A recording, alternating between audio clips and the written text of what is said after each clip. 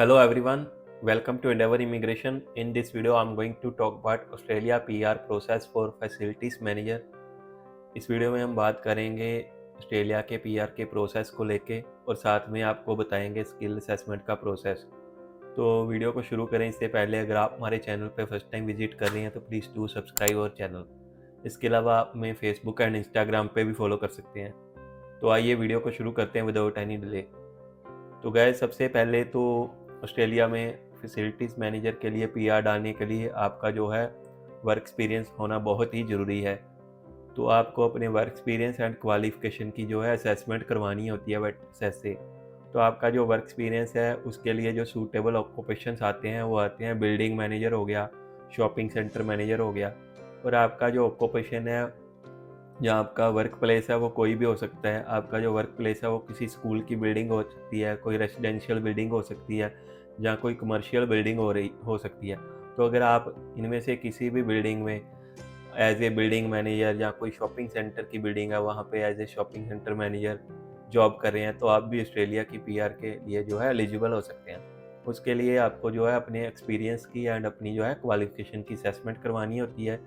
तो एक्सपीरियंस का मैंने आपको जैसे बता दिया कि इन प्लेसेस पे अगर आपका एक्सपीरियंस है तो आप अपनी जो है असेसमेंट ले सकते हैं। अब हम क्वालिफ़िकेशन की बात कर लेते हैं।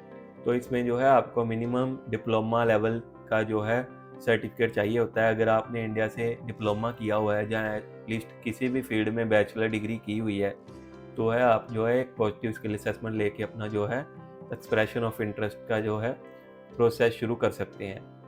तो इसमें अगर आपके पास रिलेवेंट एजुकेशन नहीं है लेकिन आपका जो वर्क एक्सपीरियंस है वो इनमें से किसी भी फील्ड में है तो आपको जो है 2 साल का वर्क एक्सपीरियंस चाहिए होता है अपने ऑक्यूपेशन में। लेकिन अगर आपके पास जो है रिलेवेंट एजुकेशन भी है तो आपका जो वर्क एक्सपीरियंस की रिक्वायरमेंट है वो रिड्यूस हो जाती है और सिर्फ 1 ईयर रह जाती है। जो हाईली रिलेवेंट फील्ड है स्टडी की वो आ जाती है, जैसे फैसिलिटीज़ मैनेजमेंट की आपने स्टडी की हो, एसेट्स मैनेजमेंट की स्टडी की हो या बिल्डिंग सर्विस मैनेजमेंट की स्टडी की हो। अगर आपने इनमें से किसी भी फील्ड में डिप्लोमा किया हुआ है या बैचलर डिग्री की हुई है तो आपको जो है 1 साल के वर्क एक्सपीरियंस की रिक्वायरमेंट होती है। इसके अलावा अगर आपने किसी अदर फील्ड में अपनी डिग्री की हुई है या डिप्लोमा किया हुआ है तो आपके पास जो है 2 साल का एक्सपीरियंस होना चाहिए।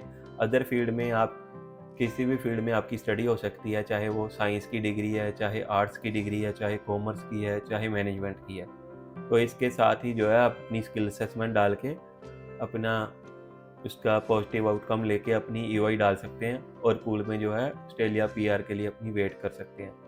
तो जो फैसिलिटीज़ मैनेजर हैं वो ऑस्ट्रेलिया की स्किल्ड ऑक्यूपेशन लिस्ट में 190 वीज़ा एंड सब क्लास 491 के लिए एलिजिबल है, यानी कि वो एसटी एसओएल लिस्ट में जो उनकी वीज़ा सब क्लासेस आती हैं उसके लिए अप्लाई कर सकते हैं। तो वेटसेस से अगर आपको अपनी स्किल असेसमेंट लेनी है तो उसकी जो वेटसेस की फ़ीस है $1033 है।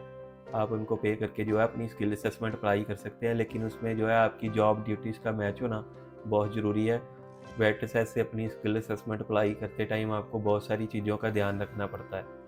तो अगर आपको भी अपना पीआर का प्रोसेस शुरू करना है और आप as a facilities manager job कर रहे हैं जहाँ आपका कोई और ऑक्यूपेशन भी है तो आप अपना रिज्यूमे हमें शेयर कर सकते हैं। हम आपकी जो है एलिजिबिलिटी चेक करके आपको एडवाइस करेंगे कि आप कौन से ऑक्यूपेशन में जो है अपनी स्किल असेसमेंट ले सकते हैं। So thanks for watching this video, see you in the next video.